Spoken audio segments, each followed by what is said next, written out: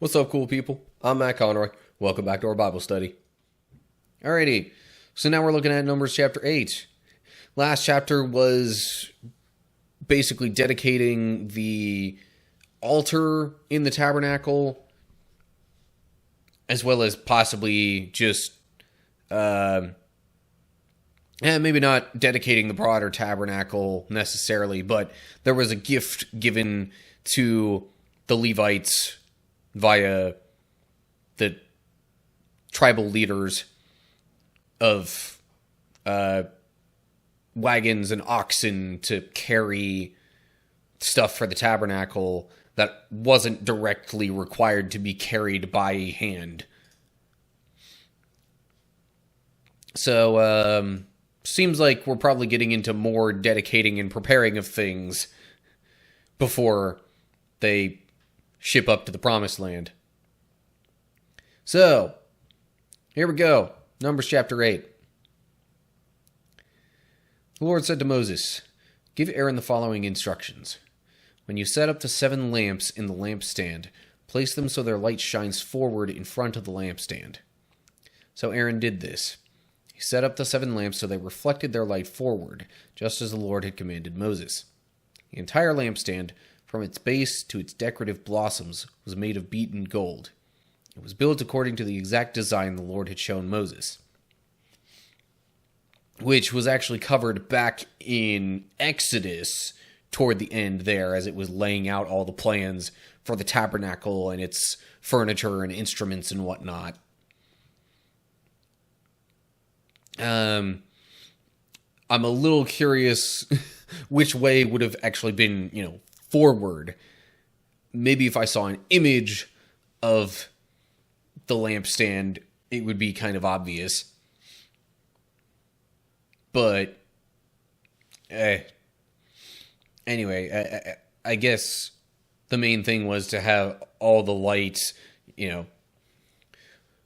focused more on one direction rather than another. Which, if they would have had the lampstand kind of backed up against something-ish, and that would probably just make more sense for it to give more light to the room. But I don't know for sure, so I probably shouldn't say much more than that. Okay, moving on to verse 5. Then the Lord said to Moses, "Now set the Levites apart from the rest of the people of Israel, and make them ceremonially clean. Do this by sprinkling them with the water of purification, and have them shave their entire body and wash their clothing. Then they will be ceremonially clean. Have them bring a young bull and a grain offering of choice flour moistened with olive oil, along with a second young bull for a sin offering. Then assemble the whole community of Israel, and present the Levites at the entrance of the tabernacle. When you present the Levites before the Lord, the people of Israel must lay their hands on them. Raising his hands, Aaron must then present the Levites to the Lord as a special offering from the people of Israel, thus dedicating them to the Lord's service." Footnote of tabernacle there just says tent of meeting is the original Hebrew. So, again, the Levites were supposed to help with possibly serving in the tabernacle, definitely with carrying it through the wilderness to the promised land.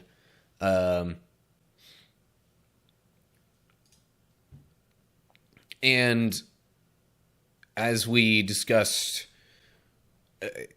earlier in Numbers, they were also kind of like a dedicated stand-in for all the firstborn sons. So,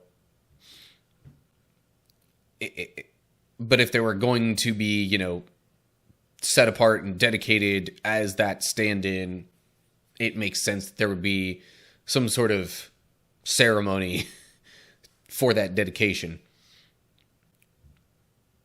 Okay. Moving on to verse 12. Next, the Levites will lay their hands on the heads of the young bulls. Present one as a sin offering, and the other as a burnt offering to the Lord. to purify the Levites and make them right with the Lord. Then have the Levites stand in front of Aaron and his sons, and raise your hands and present them as a special offering to the Lord. In this way you will set the Levites apart from the rest of the people of Israel, and the Levites will belong to me. After this they may go into the tabernacle to do their work, because you have purified them and presented them as a special offering. So, a quick reminder, before this, absolutely nobody was really allowed to work in the tabernacle except the priests. So, while the Levites might not have been dedicated in exactly the same way as the priests, because they weren't exactly going to be, performing all the same duties, there's a little bit of similarity.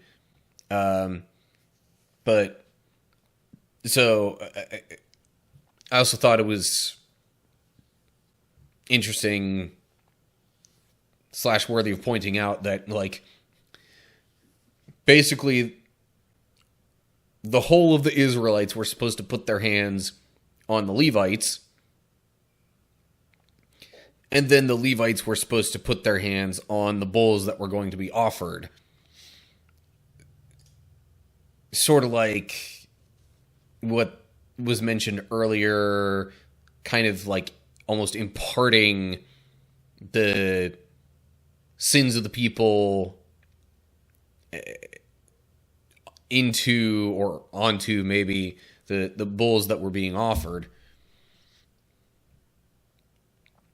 But also, especially in this day and age, laying hands on a person, especially while praying for them, is it's used more as like a sign of fidelity, for lack of a better word. Support maybe might be better. But just that,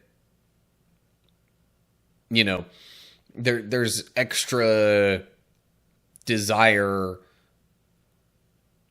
for, these prayers to come to fruition, for, the person to get whatever help is being asked for in the prayers.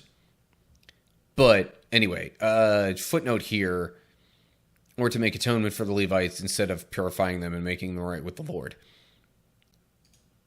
Same kind of idea, just probably different translation options.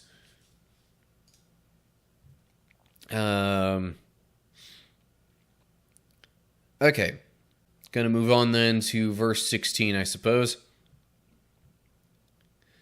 Of all the people of Israel, the Levites are reserved for me. I have claimed them for myself in place of all the firstborn sons of the Israelites. I have taken the Levites as their substitutes. For all the firstborn males among the people of Israel are mine, both of people and of animals. I have set them apart for myself on the day I struck down all the firstborn sons of the Egyptians. Yes, I have claimed the Levites in place of all the firstborn sons of Israel. And of all the Israelites, I have assigned the Levites to Aaron and his sons. They will serve in the tabernacle on behalf of the Israelites and make sacrifices to purify the people, so no plague will strike them when they approach the sanctuary. Okay, so this makes it sound like the Levites would actually be helping to make the sacrifices as well.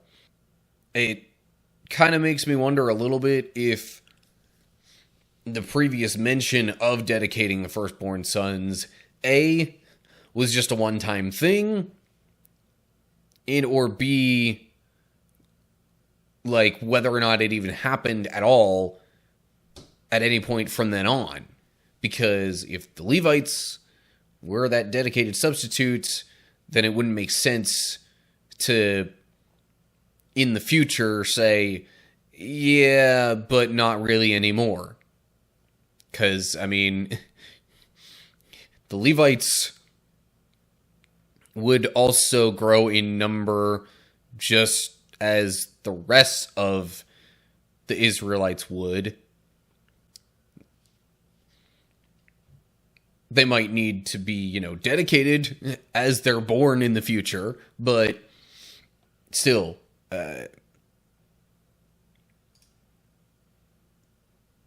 it's not like it wouldn't make much sense to me to, like, in perpetuity be so concerned with,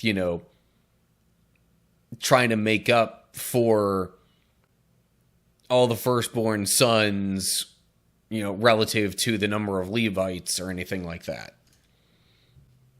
But anyway, maybe that's just me trying to, put my own logic into it rather than actually just reading it for what it is. But anyway, okay. Moving on to verse 20. So Moses, Aaron, and the whole community of Israel dedicated the Levites, carefully following all the Lord's instructions to Moses. The Levites purified themselves from sin and washed their clothes, and Aaron lifted them up and presented them to the Lord as a special offering. He then offered a sacrifice to purify them and make them right with the Lord. After that, the Levites went into the tabernacle to perform their duties, assisting Aaron and his sons.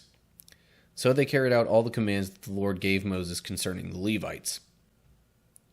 The Lord also instructed Moses, "This is the rule the Levites must follow. They must begin serving in the tabernacle at the age of 25, and they must retire at the age of 50. After retirement, they may assist their fellow Levites by serving as guards at the tabernacle, but they may not officiate in the service. This is how you must assign duties to the Levites." Okay, so we got a bit more information there in terms of which of the Levites would actually help with offerings and such more officially. But I gotta imagine the age range was a bit broader for, being able to help carry or at least set up and tear down the tabernacle as they go through the wilderness. But these were also laws that were supposed to be followed, once they got to the promised land. So even beyond worrying about the setup and tear down, after age 50, they could still stand guard.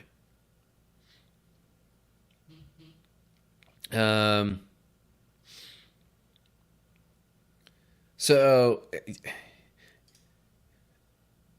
again, it could be interesting to try and go back and look at like the dedications of the priests and see how this Levite dedication might have been different.